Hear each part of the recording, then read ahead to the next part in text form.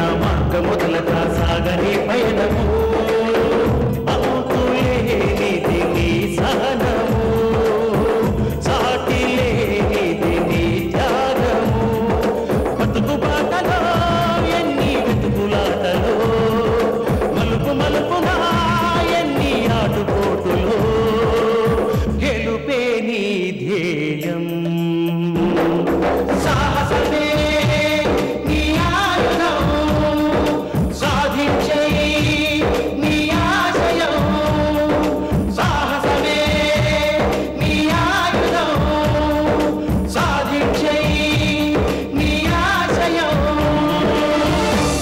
మా అక్కను చంపింది ఎవరో చెప్పు, చెప్పవే పాపిస్తుదారా.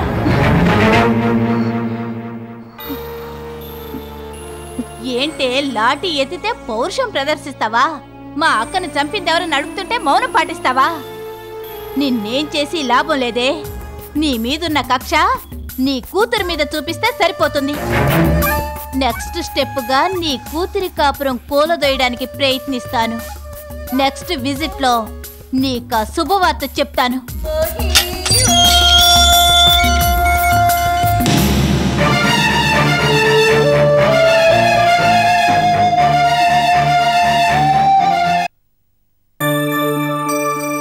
నమస్కారం మేడం. లక్ష్మి నువ్వా? ఏమిటి సంగతులు? నాకు సహాయం చేయాలి. ఏమిటో చెప్పు. నా కూతుర్ని, అదే సీతని చూడాలనుంది. ఒకసారి రమ్మని కబురు పంపరు? కబురు దేనికి? నేనే ఫోన్ చేసి చెప్తాను.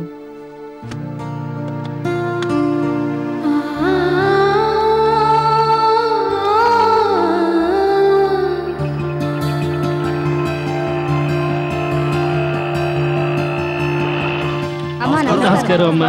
నమస్కారం. మీకోసమే ఎదురు చూస్తున్నాం అమ్మా. మీరంతా వచ్చి ఎంతసేపు అయింది? ఇప్పుడు వచ్చావమ్మా. ఇదిగోండి తాళాలు.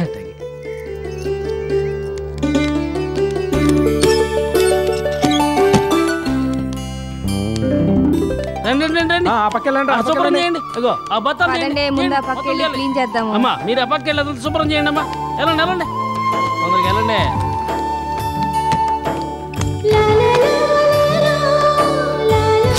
బస్తాలో ఉన్న వడ్లుని బాగా ఎండబెట్టలేదా? బాగా ఎండబెట్టామండి. అబద్ధాలు ఆడొద్దు.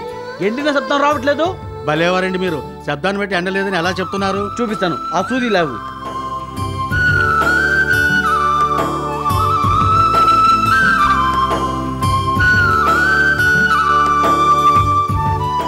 చూసావా, ఎంత నలిపినా కూడా పొట్టు రావట్లేదు. బాగా ఆరిన వడ్లు పెళపెళలాడతాయి. ఒక్క నలుపుతో పొట్టొస్తుంది. అంటే ఇది సరిగా ఎండలేదన్నమాట. ఈ వడ్లని ఇంకోసారి బాగా ఎండబెట్టండి. మళ్ళీ ఎండబెట్టాలా?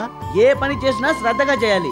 బియ్యం బాగుండకపోతే మన ఖాతాదారులు మళ్ళీ వస్తారా? రారు. మనకు లాభం ముఖ్యం కాదు, నాణ్యత ముఖ్యం.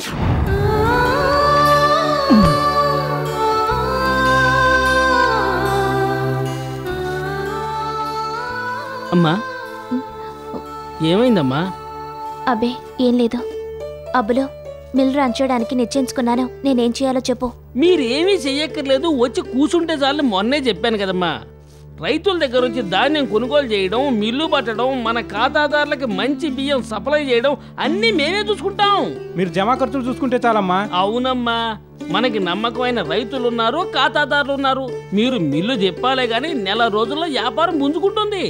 అమ్మా మంచి రోజు చూసి త్వరగా ప్రారంభించండి అమ్మా. అమ్మా సీత, మన రెండో ప్రధాన శత్రువు మన ఎందుకు పిలిపించినట్టు? ఏమో నాకేం తెలుసు. ఇది ప్రేమతో మాత్రం పిలిచుండదు, మనకు సంబంధించిన కూపి లాగటానికి పిలిచుంటుంది. తినబోతూ రుచి అడగడం దేనికి? అదేం సామాన్యురాలు కాదమ్మా. జైల్లో కూర్చునే బయట రాజకీయం తిప్పగల దిట్ట. చూడు, అది ఎందుకు రమ్మందో తెలుసుకుని ఆచితూచి మాట్లాడు. నాకు జాగ్రత్తలు చెప్పడం కాదు, ముందు నువ్వు నోరు జారకుండా ఉండు. మనం దొరకకుండా అది ఎందుకు రమ్మందో తెలుసుకోవటానికే ఇక ఈ జిన్ను తీసుకొచ్చా. నీ తాగుబోతు బుద్ధి పాడుకాను. అది జిన్ను కాదు, జున్ను. అదేలేవమ్మా, ఏదో అలవాట్లో పొరపాటు. అందుకే నిన్ను జాగ్రత్తగా ఉండమనేది.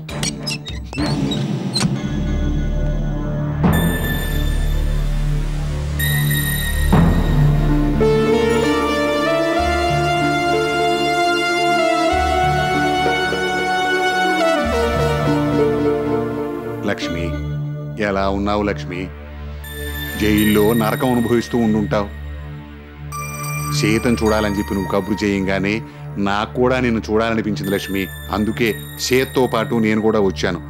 నీకిష్టమని చెప్పి ఇదిగో ఈ జును తీసుకొచ్చాను. నువ్వు తీసుకోవటానికి జైలర్ గారు స్పెషల్ పర్మిషన్ ఇచ్చారు. తీసుకో లక్ష్మి, తీసుకో. నాకొద్దు. అమ్మా సీత, జయకృష్ణ పరిస్థితి ఏం బాలేదటగా? అవునమ్మా. లక్ష్మి, ఆ సంగతి నీకెలా తెలిసింది? ఝాన్సీ చెప్పింది. చెప్పిందా మాయిలేడి? అలా జరగడానికి గల మూల కారణం నీకు తెలిసుండదమ్మా. అవును లక్ష్మి, సీత చెప్పింది నిజం. మా నల్లుడు పాపరైపోయి ఇంటూ కూర్చోటానికి కారణం మరెవరూ కాదు, మీ వదిన శాంతి. అవును లక్ష్మి, అన్ని అనర్థాలకి మీ వదిన శాంతి కారణం. కొత్తగా రాబోయే బస్టాండ్ పక్కన ఫ్లాట్స్ కడితే మంచి లాభాలు వస్తాయని చెప్పింది అత్తయ్యే. కట్టమని ప్రోత్సహించింది అత్తయ్యే. మొదటి 3 అంతస్తులు కట్టారు. దాంతో తృప్తిపడాలి కదా. అబ్బే అదేం లేదు, పేరాశతో మరో 3 అంతస్తులు లేపమని మీ వదిన పూరు పెట్టింది. మా నల్లుడు ఎంత చెప్పి చూసినా మీ వదిన వినిపించుకుంటే కదా. ఇంటి పెత్తనం చలాయించడం మొదలుపెట్టిన దగ్గర నుంచి ప్రతి విషయంలోనూ తన మాటే నెగ్గాలంటోంది. సరే, మరో 3 అంతస్తులు కట్టాలనుకున్నారు, బాగానే ఉంది. దానికి కార్పొరేషన్ పర్మిషన్ తీసుకోవాలి కదా. తీసుకోవాలని మా ఆయన 1కి 10 సార్లు చెప్పారు. అయినా మీ వదిన వినిపించుకుంటేగా. మరేం పర్వాలేదు, తర్వాత తీసుకోవచ్చు.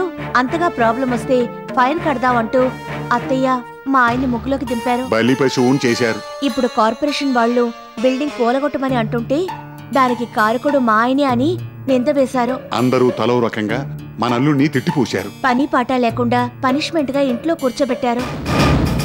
మారిపోయింది లక్ష్మి, శాంతి పూర్తిగా మారిపోయింది. అటు బావ ఇటు నువ్వు ఇద్దరూ లేకపోయేసరికి శాంతిదే ఇష్టారాజ్యమైంది. ఇప్పుడు పెద్ద కొడుకన్నా పెద్ద కోడలన్నా మీ వదినికి చిన్న చూపు. సరే, నేనంటే ఎప్పుడు గౌరవం లేదనుకో. అమ్మా, నన్ను మా ఆయన్ని వేరు చేసి చూడడం మొదలు పెట్టారు. ఇప్పుడు వాళ్ళంతా ఒకటైపోయారు లక్ష్మి. కాకాపడుతూ బాకాలుత్తే ఎంతటి వాళ్ళైనా లొంగిపోతారు.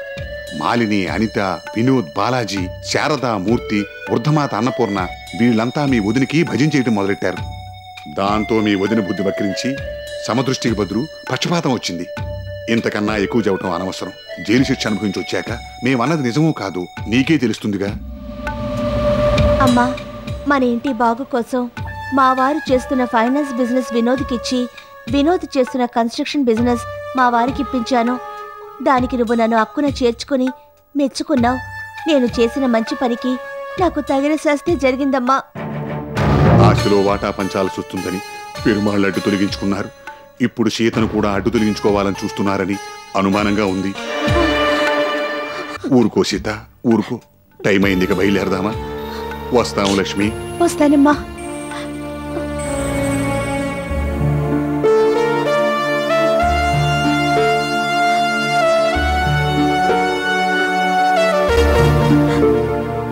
ఆస్తిలో వాటా పంచాల్సి వస్తుందని పెరుమాళ్ళు అడ్డు తొలగించుకున్నారు. ఇప్పుడు సీతను కూడా అడ్డు తొలగించుకోవాలని చూస్తున్నారని అనుమానంగా ఉంది. ఆస్తిలో వాటా పంచాల్సి వస్తుందని పెరుమాళ్ళు అడ్డు తొలగించుకున్నారు. ఇప్పుడు సీతను కూడా అడ్డు తొలగించుకోవాలని చూస్తున్నారని అనుమానంగా ఉంది.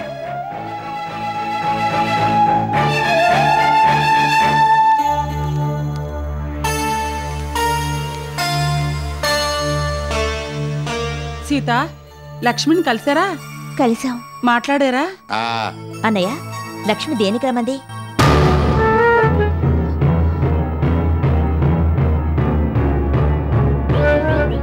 దేనికి రమ్మందని అడుగుతుంటే మీ ఇద్దరు ఒకరి మొఖాలు ఒకరు చూసుకుంటారేమిటి? ఎందుకులే బామ్మ, అక్కడ జరిగింది వింటే నువ్వు బాధపడతావు.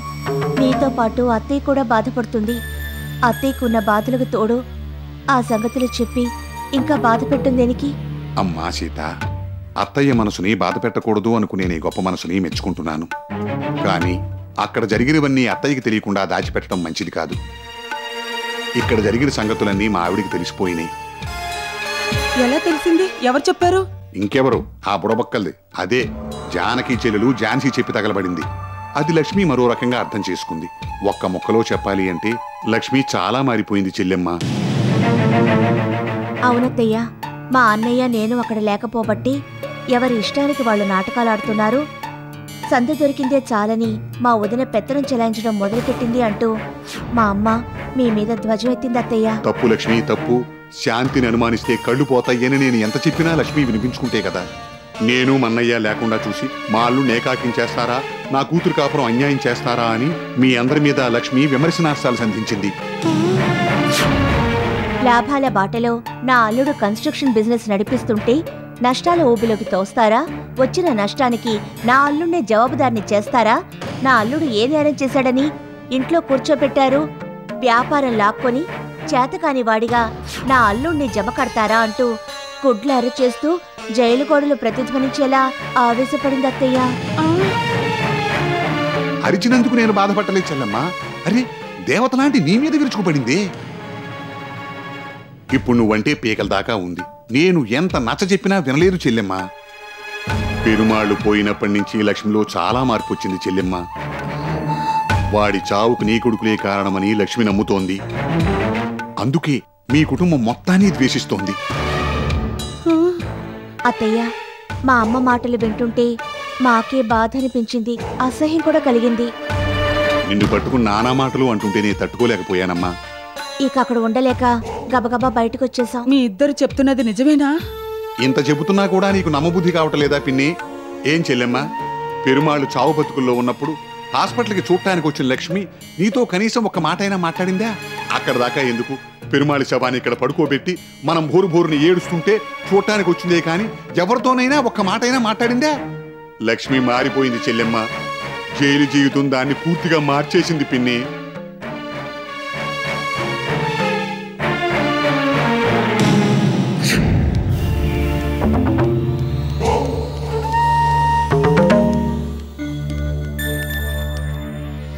వదినా, ఏమిటిలా హఠాత్తుగా వచ్చారు? మా ఇంట్లో అనిత ఉండలేకపోతోంది. రాత్రులు పీడకల్లు వస్తున్నాయట. అక్కడ ఉండలేనని ఒకటే గొడవ. అందుకే ఇక్కడికి తీసుకొచ్చాను. పీడకల్లు వచ్చినంత మాత్రాన్న నెలలు నిండిన పిల్లని పుట్టింటి నుంచి అత్తింటి తీసుకొస్తారంటే? అమ్మా నువ్వు ఊరుకో. వస్తే ఏమైంది? ఏమా అనిత, పీడకల్లు వస్తున్నాయా? అవునత్తయ్య, నా కడుపులో బిడ్డని ఎవరో చంపుతున్నట్టు రాత్రి బౌళ్ళు ఒకటే పీడకలలు. ఎవరి పాడు కళ్ళలో పడుంటాయి. ఎక్కడికి వెళ్ళినా ఏం చేసినా మనకి చొక్కెదురవుతూనే ఉంది. అవమానాలు నీలాపనిందులు వచ్చి పడుతున్నాయి. భరించక తప్పదు. వదినా, అనితను లోపలికి తీసుకువెళ్ళా. అలాగే.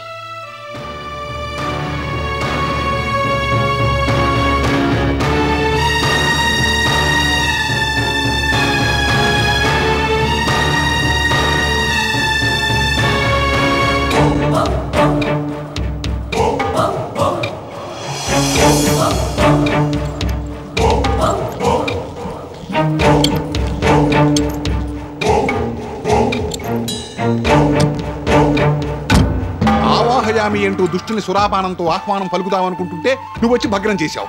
అనిత కడుపులో ఉన్న బిడ్డను ఎలా చంపాలో శకునమామను సలహా అడుగుదామనుకుంటే నువ్వు వచ్చి తిట్టావు. అనిత బిడ్డ సంగతి మారనే చూసుకుంటుంది లేని భరోసా ఇచ్చావు. ఇప్పుడు చూడు ఏమైందో. ఏమైంది? ఏమీ కాలేదు. మన అదృష్టం బాగుంది కాబట్టి అనిత వాళ్ళమ్మతో ఇక్కడ తగలడింది. ఇక మాలిని నమ్ముకొని లాభం లేదు. మనమే రంగంలోకి దిగి అనిత కడుపులోని బిడ్డను మట్టు పెట్టాలి. మట్టు పెట్టడానికి మార్గం ఏమిటో చెప్పు. తగిన అవకాశం చూసుకుని నేనే మట్టు పెడతాను.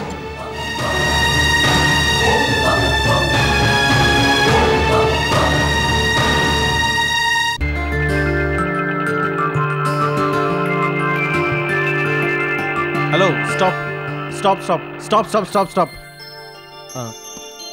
నమస్తే madam, sorry for the disturbance. ఎందుకు ఆపారు? నేను ఇంటర్వ్యూకి వెళ్తున్నాను. దారిలో నా మొపెడ్లో పెట్రోల్ అయిపోయింది. నేను అర్జెంటుగా వెళ్ళాలి. మీరు కానీ కాస్త పెట్రోల్ ఇస్తే నాకెంతో హెల్ప్ చేసిన వాళ్ళు అవుతారు. Please madam. పెట్రోల్ ఇవ్వడానికి నాకే అభ్యంతరం లేదు, కానీ తీసేదెలా? అవును, ఎలా తీయడం?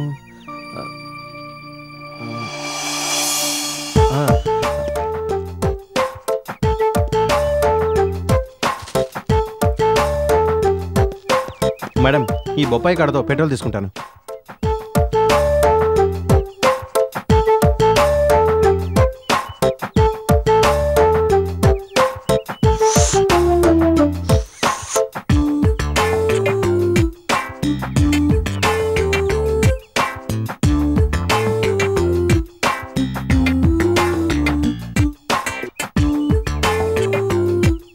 Thanks madam. ఇన్ టైంలో నేను ఇంటర్వ్యూకి వెళ్ళేందుకు మీరు ఎంతో హెల్ప్ చేశారు. మీ మెయిల్ మర్చిపోలేను.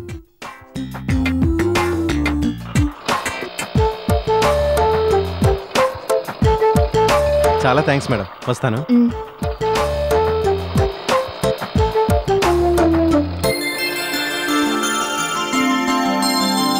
పీడకలంట పీడకలలు.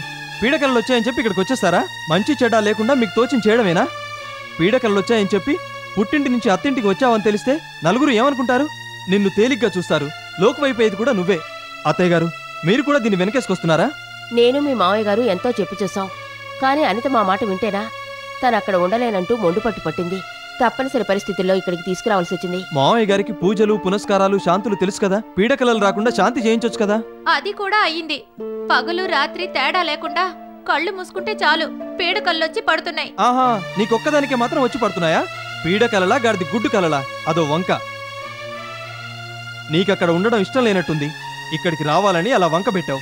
నీకేమైనా కావాలంటే నాకు ఫోన్ చేయొచ్చుగా, నేను తీసుకొచ్చి ఇచ్చేవాడిని కదా.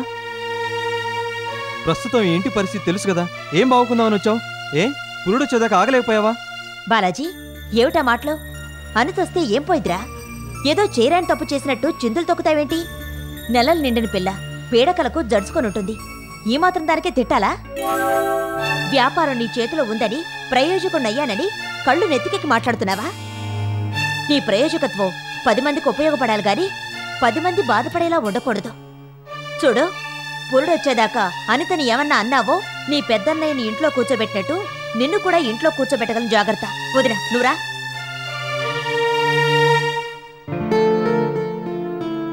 ఒరే బాలాజీ, రేయ్ బాలాజీ, పురుడొచ్చేదాకా నన్నేమన్నా అన్నావో నీకు పురుడొచ్చేలా చేస్తాను. ఆ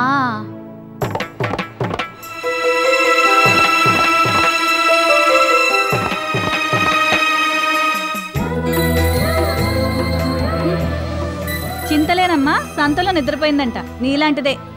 చేతులు కాలేక ఆకులు పట్టుకుని ప్రయోజనం లేదు, ఇల్లు కాలిన తర్వాత ఫైర్ ఇంజిన్లు వచ్చినా ఉపయోగము లేదు. ఇక నీ బతుకంతా ఇలా క్యాసెట్ చూసుకోవడమే. ఆపవే నీ సామెతల దండకం. ఏం జరిగిందని నువ్విలా నా మీద దండయాత్ర చేస్తున్నా? ఇక నీ పంతానికి చెల్లు చీటీ రాసుకోవచ్చు. అనిత కడుపుల బిడ్డను చంపి తీరుతానంటూ మంగమ్మ శపథం చేశావుగా. ఇక నువ్వేం చేసినా లాభం లేదు. అనితని నువ్వేం చేయలేవు. పిరికి మందు నూరిపోస్తున్నావా? కాదు, నీ ఆరంభ స్వరత్వానికి జాలి పడుతున్నాను. అనిత ఇప్పుడు పుట్టింట్లో లేదు, అత్తింటికి వెళ్ళింది. ఎందుకు వెళ్ళింది? ఏమో, ఎవడికి తెలుసు. వెళ్ళడం మాత్రం నిజం. అనిత బిడ్డను చంపకుండా అత్తింటి గుమ్మం తొక్కనని మరో శపథం చేసావు. ఇప్పుడేం చేస్తావు?